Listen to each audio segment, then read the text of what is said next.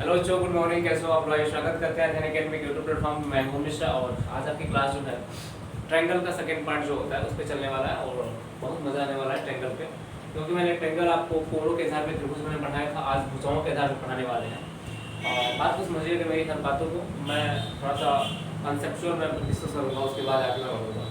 तो जो ऑनलाइन हमारा पैटर्न है, ऑनलाइन पैटर्न है, फीस है 499 रुपये फीस है। ऑनलाइन हमारी क्लास चलती है पर डे और सारी सब्जेक्ट चलते हैं।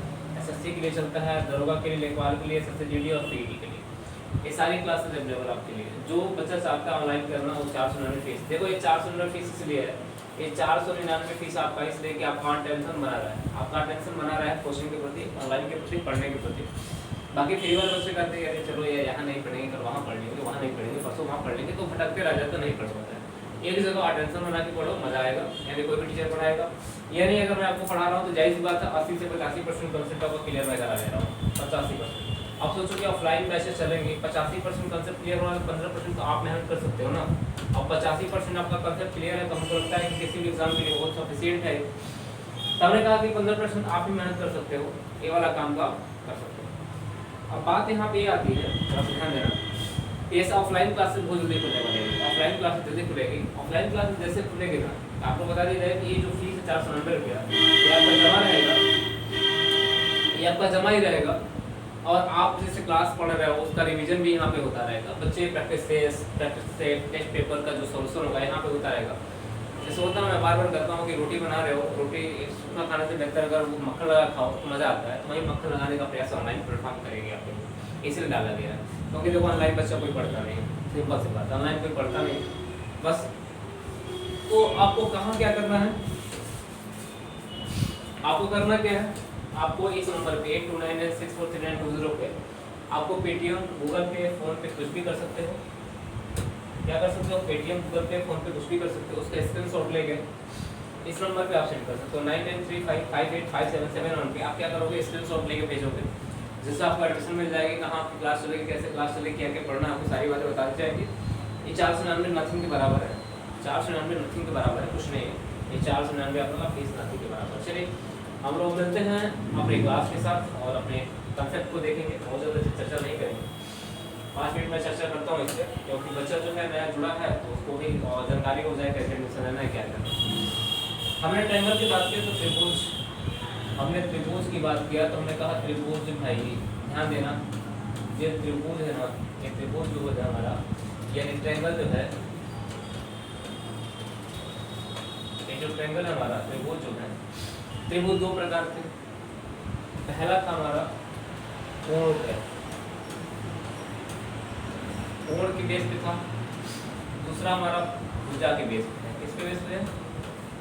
भुजा यानी साइड।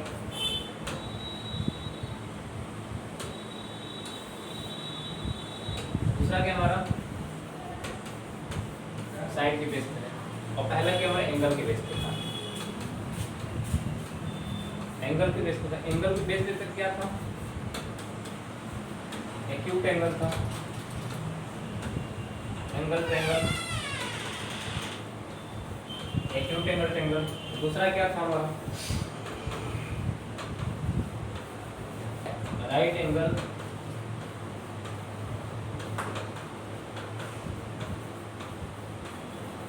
ट्रायंगल। तीसरा क्या था? Obtuse angle triangle. यानी पहला था हमारा राइट न्यून कोण था, दूसरा राइट एंगल ट्रायंगल था, तीसरा हमारा ऑब्ट्यूज एंगल ट्रायंगल था। इसका मतलब ये न्यून कोणीय त्रिभुज था, न्यून कोणीय त्रिभुज था, न्यून कोणीय त्रिभुज था।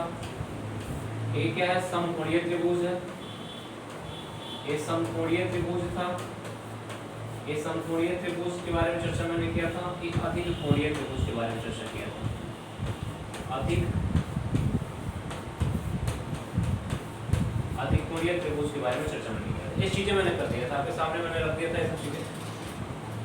कोणीय त्रिभुज, समकोणीय त्रिभुज, अधिक कोणीय त्रिभुज, इसके जो शर्त थे, इसके रूल्स से मैंने बताया था। इसके जो आपकी प्रॉपर्टी थी मैंने आपको चर्चा कर दिया था पिछली क्लास में। अब मैं बताने जा रहा हूँ भुजाओं के आधार पर जो त्रिभुज होते हैं इसके बारे में चर्चा करने वाले हैं। इसके कुछ प्रॉपर्टीज हैं, इसके कुछ कंसेप्ट इसके बारे में चर्चा करने वाले हैं, तो इसको ध्यान से पढ़ना। तो भुजाओं के आधार पर त्रिभुज पहला आता है हमारा विषम बाहु त्रिभुज। क्या आता है भाई? विषम बाहु त्रिभुज। विषम बाहु त्रिभुज के बारे में चर्चा करने वाले हैं, ध्यान से पढ़ना। विषम बाहु त्रिभुज क्या होता है? विषम बाहु त्रिभुज क्या होते हैं? हम कह सकते हैं जिनके तीनों भुजाएं क्या हो, अलग अलग। हमने कहा जिनके तीनों भुजाएं क्या हो, A B equal to not equal to B C not equal to C, यानी जिनके तीनों भुजाएं क्या हो, अलग अलग हो। मैंने कहा एक ट्रायंगल मैंने बनाया, हमने कहा कि एक ट्रायंगल हमारे पास ए दिख रहा है, एक ट्रायंगल आपके पास दिख रहा है। हमने कहा कि एंगल ए हो गया, ए वर्टेक्स है, ए बी हमारा एक वर्टेक्स क्या है, सी। तीन एंगल बना। हमने कहा कि ये तीनों भुजाएं क्या है, अलग अलग है। तीनों भुजाएं क्या है, अलग अलग है। ए के सामने वाली ए, बी के सामने वाली बी, सी के सामने वाली सी। हमने कहा जब तीनों भुजाएं अलग अलग होंगी तो तीनों कोण भी क्या होंगे, अलग अलग होंगे। तीनों कोण भी क्या होंगे भाई, अलग अलग होंगे। यानी जब तीनों भुजाएं अलग अलग होंगे, तीनों कोण अलग अलग होंगे। Angle A not equal to angle B not equal to angle. जब तीनों कोण आपके अलग अलग होंगे तो तीनों भुजाएं भी आपके अलग अलग होंगे, तीनों भुजाएं अलग अलग, तीनों कोण भी आपके क्या होंगे, अलग। सिंपल सी बात है। हम कर सकते हैं डेफिनेशन में क्या लिख सकते हैं, ऐसा त्रिभुज, ध्यान देना, ऐसा त्रिभुज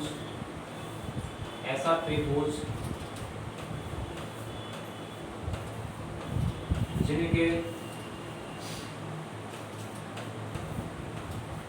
तीनों भुजाएं असमान हो। क्या हो, असमान। एक ऐसा त्रिभुज जिनके तीनों भुजाएं क्या हो, असमान हो, क्या कहलाता है, विषम बाहु त्रिभुज कहलाता है। क्या कहलाता है दोस्तों, विषम बाहु त्रिभुज कहलाता है। मैंने यहाँ पे साफ स्पष्ट लिख दिया है कि A B not equal to A, B C not equal to C, यानी मैंने साफ यहाँ पे स्पष्ट लिख दिया है। अब हमको लगता है कि बहुत ज़्यादा दिक्कत होगी नहीं। अब इसमें थोड़ा सा हम बात करते हैं परिमाप की। पहला जो हमारा है परिमाप, एक परिमाप शब्द की बात करते हैं। तो परिमाप क्या होता है, पेरीमीटर। परिमाप होता है पेरीमीटर। किसी भी त्रिभुज का या किसी भी बहुभुज का, किसी भी ज्यामितीय आकृति का जो परिमाप होता है, पेरीमीटर होता है, उनके भुजाओं के योग के बराबर होता है। यानी हमने कहा a plus b plus c एक पेरीमीटर हो गया। दूसरा हमसे पूछा कि अर्ध परिमाप क्या होगा। क्या पूछा है भाई,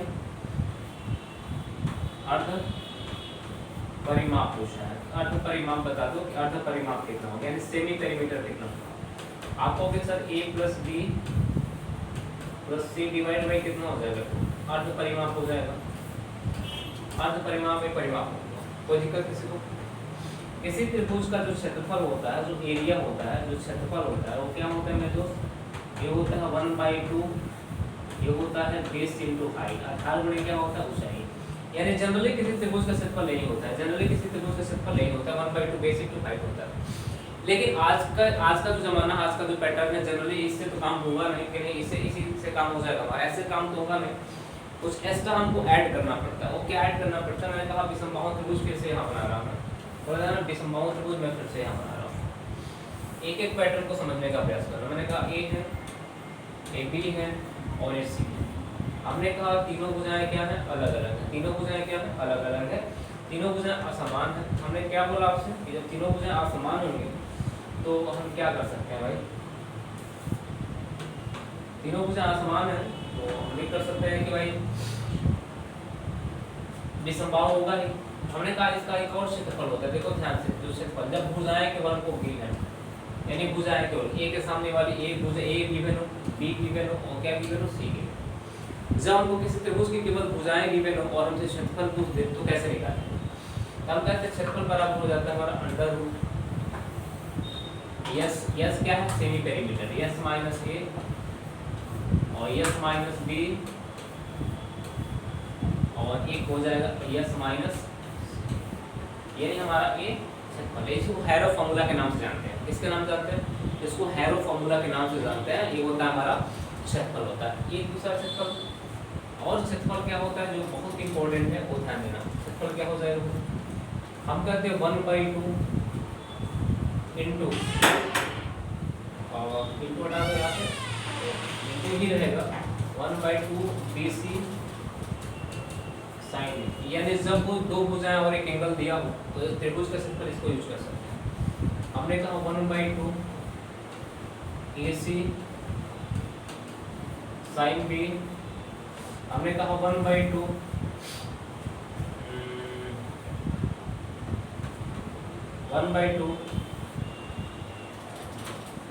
AB साइन C। ये जो त्रिभुज का क्षेत्रफल जो होता है बहुत इंपॉर्टेंट होता है। इंपॉर्टेंट किस लिए होता है, यहाँ से अक्सर हमारे एग्जाम में क्वेश्चन बनते हैं और बच्चा कंफ्यूज हो जाता है। और मैं बता रहा हूँ जितने भी पैटर्न आपको बताऊंगा, जितने भी पैटर्न आपके चलेंगे बहुत इंपॉर्टेंट होगा। ये फॉर्मूला इसलिए इंपॉर्टेंट है, कभी क्या होता है किसी त्रिभुज की बात करता है, चतुर्भुज में एक त्रिभुज बना दिया, सर्किल में त्रिभुज बना दिया, सर्किल में क्या करता है त्रिभुज बना देता है, चतुर्भुज में त्रिभुज बना देता है, ठीक, पॉलीगन में त्रिभुज बना देता है और एक एंगल दे देता है और क्षेत्रफल निकालना होता है। तो मैं बता दूं आपको कि जब भी क्षेत्रफल त्रिभुज का अगर दो भुजाएं, भुजा ए और भुजा बी दिया हुआ है, कौन कौन दिया है, भुजा ए और बी दिया हुआ, ए के सामने वाला ए, बी के सामने वाला बी, तो जाहिर सी बात है एक एंगल कौन दे देगा, सी वाला एंगल दे देगा, ठीक ना। अगर बी सी दिया हुआ है, बी और सी दिया हुआ है, एंगल ए दे देगा। अगर ए सी दिया हुआ है तो एंगल बी दे देगा, ए बी दिया है तो एंगल सी दे देगा। यानी कहने का मतलब कि दो भुजाएं देगा और एक एंगल देगा, जिससे हम लोग त्रिभुज का क्षेत्रफल ज्ञात कर सकते हैं। इसमें कोई डाउट नहीं। आज उसके बाद थोड़ा सा आगे बढ़ते हैं। हमने कहा कि एक ट्रायंगल मैंने बनाया, आपसे एक एक चीज को ध्यान देना, एक एक चीज को ध्यान देना। मैंने एक यहाँ पे ट्रायंगल बनाया, मैंने यहाँ पे ट्रायंगल बनाया एक, हमने कहा वहाँ पे ट्रायंगल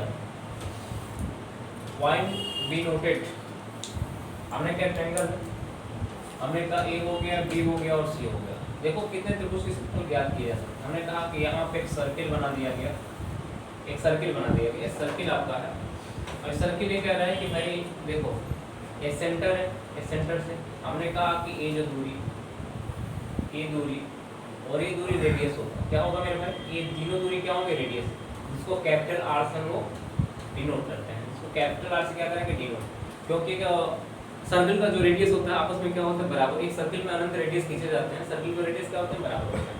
ये तीनों भुजाएं जो होंगे, जो तीनों भुजाएं होंगे आपके आपस में क्या होंगे, बराबर होंगे। तीनों भुजाएं आपस में क्या होंगे, बराबर होंगे। बात समझ में आ रही है, तीनों भुजाएं आपस में बराबर होंगे, यानी वो रेडियस का काम कर रहे हैं, किसका, परिवृत्त त्रिज्या काम कर रहे हैं। कभी कभी आर की वैल्यू से पूछ देता है, ए के सामने वाली भुजा ए है, ए के सामने वाली भुजा क्या है, ए के सामने वाली भुजा ए है, बी के सामने वाली बी और सी के सामने वाली क्या, सी भुजा है। हमसे पूछती है बता दो कि इसका क्षेत्रफल एरिया कितना होगा। क्षेत्रफल जो है हमसे पूछता है कि आर की वैल्यू कितनी होगी। आर की वैल्यू होता है, देखो a B c divide by 4 delta. Delta का मतलब त्रिभुज का क्षेत्रफल होता है। डेल्टा का मतलब क्या होता है, त्रिभुज का क्षेत्रफल होता है। हम लिख दे रहे हैं यहाँ पे आर जो है, आर जो है ए परित्रिज्या लिख सकते हो या परिवृत्त की त्रिज्या लिख सकते हो। परिवृत्त की क्या लिख सकते हो, परिवृत्त की उसको त्रिज्या लिख सकते हो। आर जो है परिवृत्त की क्या है, त्रिज्या है। आर क्या है, परिवृत्त की त्रिज्या है, यानी सर्कम सर्कल रेडियस है। क्या है, सर्कम सर्कल रेडियस। आर क्या है, सर्कम सर्कल रेडियस है, इससे कोई कभी तो हमको त्रिभुज यानी डेल्टा पूछ देता है। डेल्टा का मतलब होता है क्षेत्रफल। क्या होता है, त्रिभुज का क्षेत्रफल होता है। डेल्टा का मतलब साइन से क्षेत्रफल के लिए ही बनाया जाता है। क्षेत्रफल जब पूछ देगा तो a B c divide by 4। अब आपको क्या करना पड़ेगा, थोड़ा ध्यान देना कि जब हमको एक त्रिभुज की 3 भुजाएं दी जाए और बाएं वृत्त की त्रिज्या मान लो कि एक भुजा दे दी गई, एक 12 सेंटीमीटर है, 8 सेंटीमीटर है, एक 7 सेंटीमीटर है और त्रिज्या दे दी गई कुछ और दे दी गई, त्रिज्या कुछ और दे दी गई, मान लो कि कुछ और दे दी गई और आपसे पूछे कि क्षेत्रफल कितना होगा, तो ए बी सी तीनों गुणा करके 4 और 8 यानी रेडियस दे दिए तो आप निकाल सकते हो। बाकी क्वेश्चन सब मिलेंगे तो हम करेंगे, उसमें हम घबराने की जरूरत है। यहाँ पे क्वेश्चन जब मिलेंगे सारे क्वेश्चन हम करेंगे, इसमें आपको थोड़ा सा भी घबराने की जरूरत नहीं। हमने क्या बोला आपसे, बस मेरे साथ बने रहिएगा, एक एक पॉइंट को नोट करते रहिएगा। ये वाला हमारा, इसको नोट करते हैं। इसके बाद ध्यान देना, जब हमने कहा कि एक सर्किल फिर बना दिया, मैंने एक सर्किल मैंने फिर बना दिया। हमने कहा इसमें अंतम वृत्त मतलब तीनों भुजाओं को टच करते हुए एक वृत्त खींचा गया। ए हो गया, बी हो गया और क्या हो गया, सी हो गया। ए बी और क्या हो गया, सी हो गया। मैंने कहा तीनों भुजाओं को टच किया हुआ। किसको टच किया हुआ है, तीनों भुजाओं को टच किया हुआ है और एक सर्किल खींचा गया। तीनों भुजाओं को टच करके क्या खींचा गया, एक सर्किल खींचा गया। शायद में ऐसा कुछ है कि हम लोग सर्किल खींचे तो सही से आ जाए, लेकिन चलो कोई बात नहीं। हमने कहा मिड पॉइंट है सेंटर होता है, हमने कहा कि सेंटर ए वाला हो गया, मान लो कि आपका ट्रायंगल, ये आपका क्या हो गया आर हो गया, ये आपका रेडियस हो गया। ए के सामने वाली भुजा ए है, बी के सामने वाली बी, सी के सामने वाली सी। अब यहाँ पे त्रिभुज का क्षेत्रफल जो होता है, त्रिभुज का क्षेत्रफल होता है वो होता है कितना, आर इंटू यस। यस क्या है भाई, यस जो आपका सेमी पेरीमीटर है। आर जो होगा आपका, आर जो होगा अंतःवृत्त की त्रिज्या होगी, क्या होगी, अंतःवृत्त इन सेंटर रेडियस होगी, अंतःवृत्त की क्या हो जाएगी, अंतःवृत्तीय त्रिज्या हो जाएगी। आर क्या हो जाएगी भाई, अंतःवृत्त त्रिज्या हो जाएगी, यानी इन सेंटर रेडियस हो जाएगा, इन सर्कल रेडियस हो जाएगा, क्या हो जाएगा इन सर्कल। जब आर की वैल्यू निकालनी, आर की वैल्यू निकालनी तो हम कर सकते हैं यस बटे में क्या हो जाएगा डेल्टा। डेल्टा किसको संबोधित करता है, त्रिभुज के क्षेत्रफल। जब रेडियस निकालना हो, जब रेडियस निकालना हो तो भुजाएं दी जाएंगी और त्रिभुज का क्षेत्रफल दिया जाएगा और भुजाएं दी जाएंगी, तो उससे आप निकाल सकते हो, कोई दिक्कत नहीं। यानी मैंने क्या क्या समझा यहाँ पे, बात समझना मैंने क्या क्या समझा, मैंने पूरा मैंने आपको विषमबाहु बताया। विषमबाहु जो आपको मैंने बताया, विषमबाहु त्रिभुज जो मैंने बताया, तो विषमबाहु त्रिभुज में A B not equal to B C not equal to C है, यानी कोण ए नॉट इक्वल टू कोण बी नॉट इक्वल टू कोण सी। हमने कहा ये वाले एक ऐसा त्रिभुज जिनके तीनों भुजाएं क्या हो, असमान, यानी एक त्रिभुज जिनके तीनों भुजाएं क्या हो, असमान हो, क्या कहलाती हैं, असमान हो, असमान क्या कहलाती है भाई। तो हमने कहा कि भाई ये वाली कंडीशन आपने देखा। दूसरी कंडीशन हमारी क्या थी, दूसरी कंडीशन है कि जब आपसे क्षेत्रफल पूछा जाएगा तो ये हैरो फॉर्मूला काम करता है। किसका काम करता है, हैरो फॉर्मूला। ये क्षेत्रफल इतना इंपॉर्टेंट, वेरी इंपॉर्टेंट है, वेरी इंपॉर्टेंट है, वेरी इंपॉर्टेंट है। इसलिए वेरी इंपॉर्टेंट है क्योंकि ये जो त्रिभुज का क्षेत्रफल है ना, अक्सर कोई बताता नहीं, किताबों में ज़्यादा मिलता नहीं, लेकिन इस तरह के क्वेश्चन हमारे एग्जाम में बनाए जाते हैं। जब दो भुजाएं दी जाए और एक एंगल दिया जाए, उसका क्षेत्रफल पूछा जाए तो यहाँ से हम यूज कर सकते हैं। इसके बाद आ जाओ, उसके बाद हम बात करते हैं कि जब रेडियस निकालना हो, परिमित की त्रिज्या निकालना हो, आर निकालना हो, तो हम इसका यूज कर सकते हैं। विदाउट किसी को आप इसका भी यूज कर सकते हैं। किसी कोई दिक्कत हो बता देना है, किसी कोई दिक्कत हो तो बता देना। चलिए आ जाओ, थोड़ा सा हम आगे बढ़ते हैं, समबाहु त्रिभुज की चर्चा करते हैं। किसकी बात करते हैं, समबाहु त्रिभुज। समबाहु त्रिभुज की चर्चा करते हैं। थोड़ा सा पेन बदल रहा है, समबाहु त्रिभुज की चर्चा करते हैं। समबाहु, बाहुबली नहीं, समबाहु त्रिभुज, समबाहु त्रिभुज की चर्चा करते हैं। समबाहु त्रिभुज की चर्चा करते हैं कि समबाहु त्रिभुज क्या होता है। तो पहले मैं फिगर बना दूं, यहाँ पे एक फिगर ड्रॉ कर दूं, उसके बाद से काम आगे किया जाएगा। हमने क्या एक फिगर ड्रॉ किया और फिगर ड्रॉ करने के बाद मैंने देखा कि एक भुजा ए है, एक बी है, सॉरी एक शीर्ष है, एक सी शीर्ष है। तीनों भुजाएं आपस में क्या होंगी, बराबर है। तीनों भुजाएं आपस में क्या होंगी, बराबर। हमने कहा कि जिस त्रिभुज के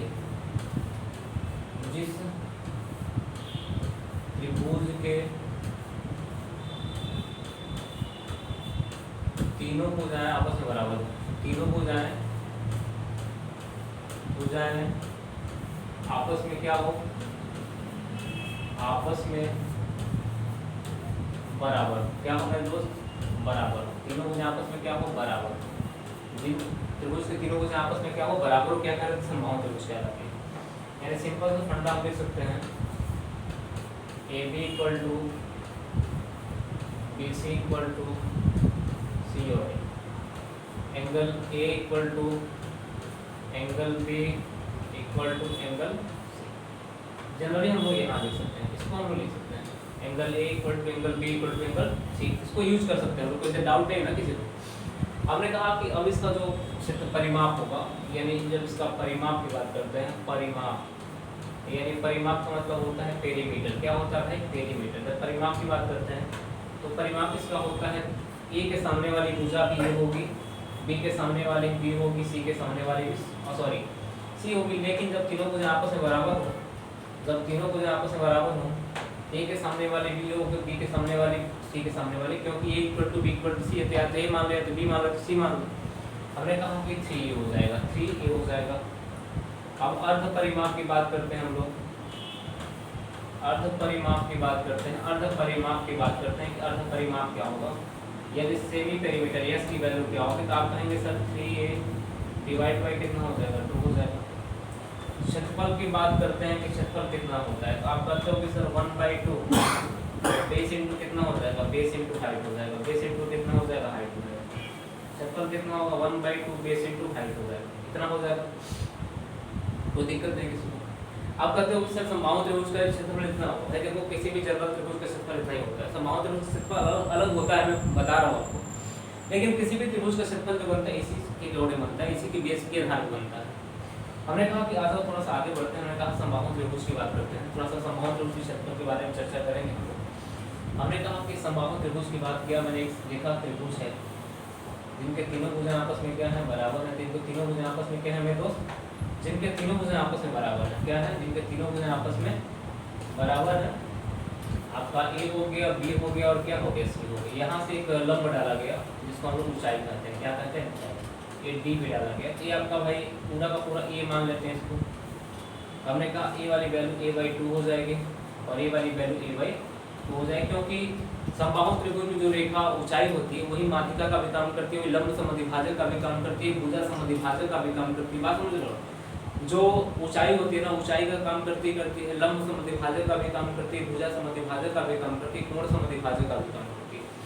हमने कहा ये वाली कहानी हो गई। तो हमने कहा कि भुजा समद्विभाजक मतलब 30 हो जाएगा, 60 हो जाएगा, 90 हो जाएगा। कोण को काटेगा क्योंकि प्रत्येक कोण कितने कितने का होगा, प्रत्येक कोण कितने कितने का होगा भाई, 60 का होगा। ये 60 हो जाएगा, 90 होगा तो कितना हो जाएगा, 30 हो जाएगा।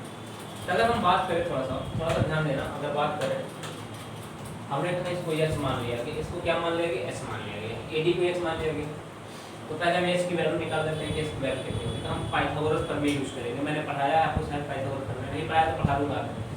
पाइथागोरस प्रमेय यूज करेंगे तो हमने कहा कि हो जाएगा एच का स्क्वायर प्लस डीसी मतलब a/2 का स्क्वायर, a/2 का स्क्वायर, एच का स्क्वायर a/2 का स्क्वायर बराबर क्या होता है, ac का स्क्वायर हो जाएगा, ac का स्क्वायर किसमें, त्रिभुज ADC में, ADC ये त्रिभुज ADC में बात कर रहा है, ठीक।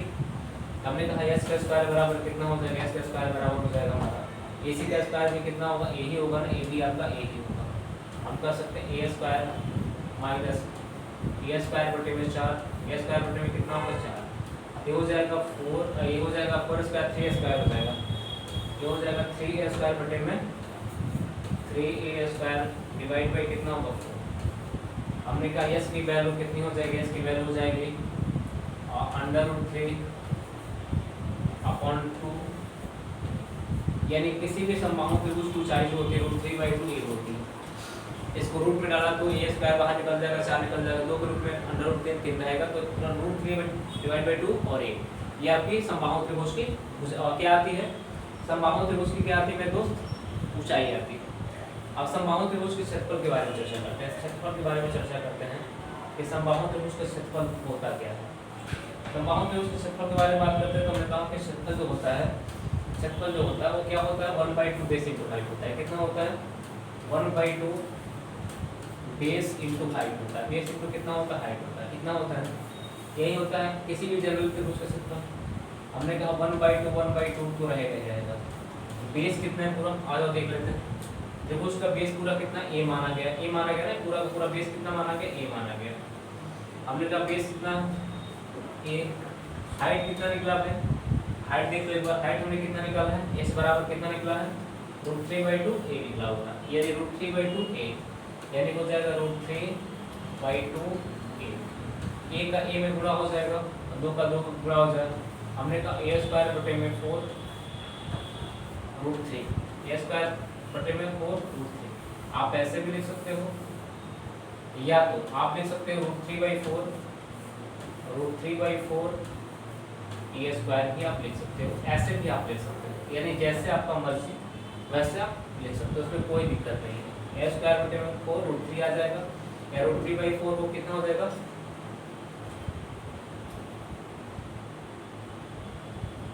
ठीक, कोई दिक्कत तो है नहीं। अच्छा, अब समबाहु त्रिभुज के क्षेत्रफल आपको याद रखना पड़ेगा क्या होगा। अब कभी कभी क्या होता है कि समबाहु त्रिभुज के क्षेत्रफल ऊंचाई में संबंध पूछ देता है, समबाहु त्रिभुज के क्षेत्रफल ऊंचाई में संबंध पूछ देता है। किसमें, यस कहता है कि समबाहु त्रिभुज के क्षेत्रफल ऊंचाई में संबंध कितना हो जाएगा, समबाहु त्रिभुज के क्षेत्रफल ऊंचाई में संबंध कितना होगा। तो जनरली पूछता है कि बताओ कि एच संबंध एरिया एरिया की बात करते हैं, संबंध किसकी बात करते हैं, एरिया की बात करते हैं। ये से आपका निकला है कितना, ये से निकला है √3/2a, ये निकला है ना, और एरिया कितना निकला है √3/4a², ये निकला हुआ।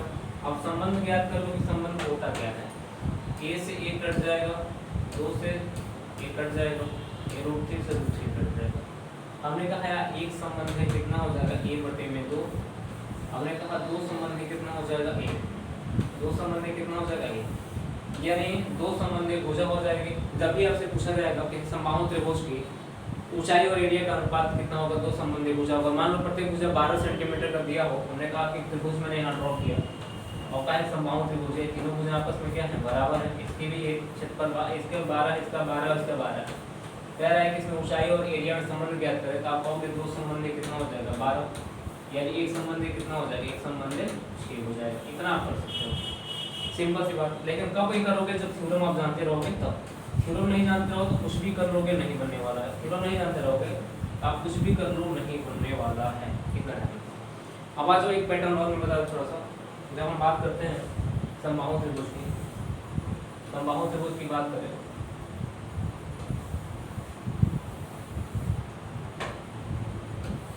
समबाहु त्रिभुज की बात करें तो समबाहु त्रिभुज की बात करते हैं तो समबाहु त्रिभुज आपका हमने कहा इसमें मान लो कि एक परिवृत्त बनाया जाए जो शीर्षों से टच करके हुए गुजरे, एक अंतःवृत्त बनाया जाए, एक जो भुजाओं को टच करते हुए गुजरे, तो ओके कोई दिक्कत नहीं है। हमने कहा कि दो चीज़ें बना दी गई हमारे, और आगे यहाँ मैंने कहा सेंटर है, यहाँ से एक रेखा खींची गई सेंटर से, ये सेंटर यहाँ पॉइंट को O मान लो, कितना मान लो, O मान लो, नहीं मान लो हो सकता है गलती, इसको O मान लो, ये हो गया हमारा D।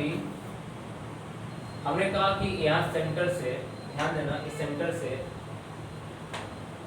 इस सेंटर से A वाली जब बाह्य वृत्त को टच करे रेखा तो एक कैपिटल R कहलाएगी, ये जो टच कर रही है क्या करे, स्मॉल r कहलाएगी। ये दो संबंधी एक के अनुपात में बांटता है, याद रखना किस अनुपात में, माध्यिका काम करता है, दो संबंधी एक के अनुपात में बांटता है। तो हमने कहा जब भी r संबंधी r की बात हो समबाहु त्रिभुज में, हमेशा दो संबंधी किसके अनुपात में होता है, एक के अनुपात में।